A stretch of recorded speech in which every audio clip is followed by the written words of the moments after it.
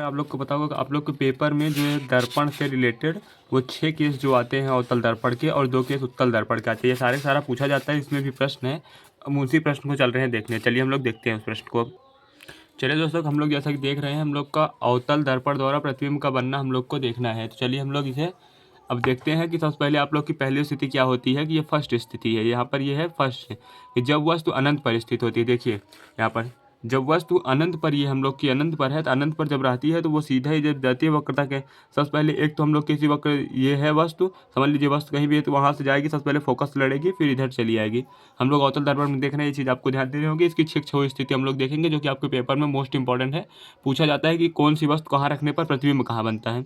जब वस्तु अनंत पर होती है, प्रतिबिंब कहाँ पर बन रहा है, मुख्य फोकस पर। आप लोग अपने कॉपी में लिखिए, प्रतिबिंब कहाँ पर बनता है, मुख्य फोकस पर बनता है, उल्टा बनता है और वास्तविक बनता है। ये चीज़ें आप लोग को तीनों नोट कर लेनी होगी। चलिए हम लोग अब दूसरी स्थिति को देख लेते हैं। चलिए दोस्तों, हम लोग की दूसरी स्थिति, जब वस्तु अनंत तथा वक्रता केंद्र के बीच में स्थित होती है।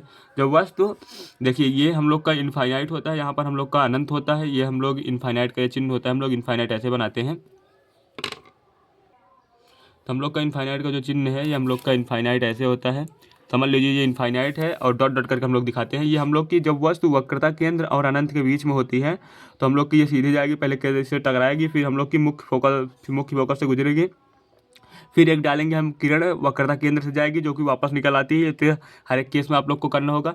फिर ये जो होता है ना, फोकस और वक्रता केंद्र के बीच में हम लोग का प्रतिबिंब बनता है। ये चीज़ें आप लोग को याद रखनी होगी। हम लोग का प्रतिबिंब कहाँ पर बनता है, फोकस और वक्रता केंद्र के बीच में बनता है। अगर जब वस्तु अनंत तथा वक्रता केंद्र के बीच में होती है तो प्रतिबिंब हम लोग का फोकस और वक्रता केंद्र के बीच में बनता है। और कैसे बनता है, हम लोग का छोटा बनता है, वास्तविक बनता है और उल्टा बनता है। ये चीज़ें, तीनों चीज़ें याद रखनी होगी। आप लोग अपनी कॉपी में लिख लीजिएगा, बस केवल इतना ही प्रश्न पूछा जाता है। चलिए हम लोग आगे बढ़ते हैं, तीसरे केस को देखते हैं। चलिए दोस्तों, हम लोग तीसरे केस को देख रहे हैं। जब वस्तु वक्रता केंद्र पर स्थित होती है, जब हम वस्तु को, ये देखिए हम लोग का वक्रता केंद्र को हम लोग सी से व्यक्त करते हैं। जब हम इसे वक्रता केंद्र पर रखते हैं तो ये सीधी जाती है, यहाँ पर टकराती है, फिर यहाँ जाती है, फिर हम वक्रता केंद्र पर जब डालते हैं तो आकर ये वक्रता केंद्र पर ही मिलती है। तो ये चीज़ आपको याद रखनी है। जब वस्तु वक्रता केंद्र पर स्थित होती है तो वस्तु के बराबर प्रतिबिंब हम लोग का बनता है। किसके बराबर बनता है प्रतिबिंब, जितनी बड़ी वस्तु रहती है प्रतिबिंब उतना बड़ा बनता है। कैसा बनता है, उल्टा बनता है। और हम लोग का कैसा बनता है, वास्तविक बनता है। ये चीज़ें आप लोग को तीनों याद रखनी होंगी। यही चीज़ें आप लोग की इंपॉर्टेंट है। जितना मैंने बताया उतना तीनों आप लोग लिख लीजिए। चलिए हम लोग आगे बढ़ते हैं, चौथे केस को देखते हैं। क्या दोस्तों, हम लोग का फोर्थ केस है। जब वस्तु वक्रता केंद्र तथा मुख्य फोकस के बीच में स्थित होती है। जब वस्तु, ये हम लोग का वक्रता केंद्र हो गया और हम लोग का ये हो गया मुख्य फोकस, इसके बीच में वस्तु रखी है, आप लोग देख रहे होंगे। सबसे पहले एक किरण हम लोग ऐसे सीधा करते हैं जो कि फोकस से गुजरती है, फिर एक वक्रता केंद्र से डालेंगे। ये क्या होगा कि प्रतिबिंब हम लोग का जो है ना वो दूर ही खिसकता चला जाएगा। आप लोग को ये वक्रता केंद्र के बाद जब प्रतिबिंब बनेगा ना, वक्रता केंद्र के इधर ही बनेगा।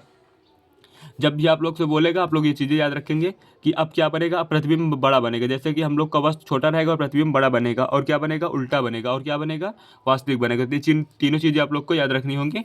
हम लोग का जब भी मतलब अगर वस्तु की स्थिति वक्रता केंद्र से आगे की ओर चली जाती जाएगी तो वक्र, और जो हम लोग का प्रतिबिंब है वो वस्तु वक्रता केंद्र जो है इसके पीछे अनंत की ओर चला जाता जाएगा। ये चीज़ें आप लोग को याद रखनी होंगी। चलिए हम लोग अब देखते हैं पाँचवें केस को। चलिए हम लोग को पाँचवा देखते हैं कि जब वस्तु मुख्य फोकस पर स्थित हो। हम लोग की जब वस्तु मुख्य फोकस पर स्थित होती है तो सबसे पहले किरण डालेंगे, यहाँ से यह चली जाएगी। अब हम लोग वक्रता केंद्र से क्या करेंगे, सीधी इस पर डालेंगे ना, तो यहाँ पर मिलेगा। और हम लोग का प्रतिबिंब कहाँ पर बनेगा, ये हम लोग का प्रतिबिंब चला जाता है अनंत पर बनता है। मतलब ये कहीं पर मिलेगा ही नहीं, तो हम लोग इसे पीछे मिलाते हैं। नहीं, हम लोग का पहले पीछे छठवां केस में मिलेगा, सॉरी। ये आप लोग का ये वक्रता केंद्र से इधर चला जाएगा। अब आप लोग को देखना है कि हम लोग का जो प्रतिबिंब हम लोग का कैसा बनेगा, वास्तविक। हम लोग का प्रतिबिंब तो वास्तविक बनेगा, उल्टा बनेगा, वस्तु से बहुत बड़ा तथा अनंत पर बनेगा। ये चीज़ आप लोग को याद रखने को, वस्तु से बहुत बड़ा और अनंत पर बनेगा। तो ये चीज़ें आप लोग मार्क कर लीजिएगा कि कैसा बनेगा प्रतिबिंब। फिर हम लोग को केवल आप लोग को ये चीज़ें याद रख लेनी होती है। ये कभी भी ये चित्र बनाने का देता ही नहीं है। अगर देगा भी तो मैं आप लोग को दिखाई दिया हूँ, आप लोग देख भी सकते हैं, आराम से बना सकते हैं इसे। देख लीजिएगा, सबसे पहले हम लोग एक फोकस पर रखेंगे, फोकस से सीधा डालेंगे, ये फोकस से गुजरेगा, ये तो आप लोग को पता है। फिर वक्रता केंद्र से डालेंगे जो कि ये वस्तु पर होती है। केवल इसी केस में ऐसा होता है, नहीं तो हम लोग का वस्तु जो होते हैं मुख्य फोकस की इधर ही रहती है। तो हम लोग वक्रता केंद्र पर जब डालते हैं वक्रता केंद्र से तो टकरा कर इधर कहीं पर मिलते हैं, लेकिन ये मिलेगा ही नहीं, अनंत पर बनेगा। तो जब ये दोनों लाइन मिलेगी नहीं तो अनंत पर प्रतिबिंब बनेगा। ये चीज़ आपको याद रखनी होगी। और कैसा बनेगा, वास्तविक बनेगा, उल्टा बनेगा, वस्तु से बहुत बड़ा बनेगा। ये चीज़ आप लोग याद रखना। चलिए हम लोग आगे बढ़ते हैं, छठे केस को देखते हैं। चलिए तो हम लोग इसका लास्ट देख रहे हैं कि छठा केस देख रहे हैं, जब वस्तु मुख्य फोकस तथा ध्रुव के बीच में होती है। जब वस्तु यहाँ पर मुख्य फोकस है और इसे हम लोग जो पी होता है इसे पोलर ध्रुव बोलते हैं। तो हम लोग का क्या होगा कि पहले एक तो हम लोग यहाँ से डालेंगे जो फोकस से गुजर कर निकल जाएगा, और दूसरा वक्रता केंद्र पर डालेंगे। तो ये जो है ना, अब हम इनको आगे बढ़ाकर यहाँ पर पीछे एक बना लेते हैं प्रतिबिंब। ये हम लोग का क्या बन गया है, प्रतिबिंब बन गया है। कैसे बनता है, आभासी बनता है। तो आपको याद रखना होगा हम लोग का प्रतिबिंब कैसे बनता है, आभासी बनता है, वस्तु से बड़ा बनता है। और हम लोग का प्रतिबिंब कैसा बनता है, दर्पण के पीछे बनता है। ये चीज़ें आप लोग को याद रखनी होंगी। और प्रतिबिंब हम लोग का सीधा बनता है। ये केस बहुत इंपॉर्टेंट है। आप लोग को इस केस को एक बार और जितना मैंने बताया है, इस बार वीडियो को पीछे करके एक बार और देख लेंगे, आपको सारा का सारा क्लियर हो जाएगा।